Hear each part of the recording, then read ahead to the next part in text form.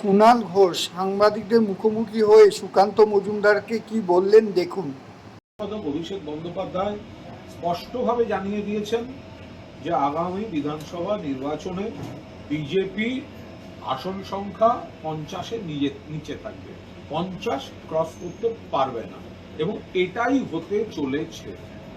রুটি কাপড়া আর মাকান, মানুষের অধিকার, মানুষের মঙ্গল, মানুষের সুরক্ষা, বাংলার অধিকার, বাংলার মানুষের সুরক্ষা, আর্থিক সুরক্ষা, সামাজিক সুরক্ষা, এই গোটাটা মা বোনেদের স্বার্থ সুরক্ষা, নিরাপত্তা মমতা বন্দ্যোপাধ্যায় দিচ্ছেন। সেই কারণে তৃণমূলের প্রতি মানুষের সমর্থন বাড়ছে। এক একটা নির্বাচন যাচ্ছে এবং দেখা যাচ্ছে যে মানুষ হয়তো কিছু মানুষ অন্য কাউকে ভোট দিয়েছিলেন তিনিও আবার নতুন করে তৃণমূলকে ভোট দিচ্ছেন, যে কারণে তৃণমূলের পার্সেন্টেজ অফ ভোটটা বাড়ছে। অন্যদিকে বিরোধীদের ভোটটা কমছে।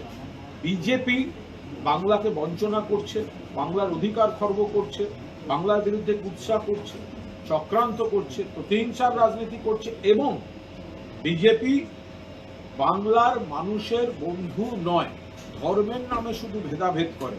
বাংলার মানুষ প্রত্যাখ্যান করছেন। বাম, কংগ্রেস এরা বিজেপির দালাল, বিজেপির এজেন্ট। ভোট কেটে বিজেপি সুবিধা করে দেয়া এদের কাজ, মানুষ ধরে ফেলেছেন। তাই এরা শূন্য থাকছেন। পরপর উপনির্বাচন হচ্ছে, তৃণমূল জিতছে এবং ভোট বাড়ছে। আগামী বিধানসভা নির্বাচনে অভিষেক বন্দ্যোপাধ্যায় যা বলেছেন সেটাই হতে চলেছে। বিজেপির আসন 50-এর নিচে থাকে।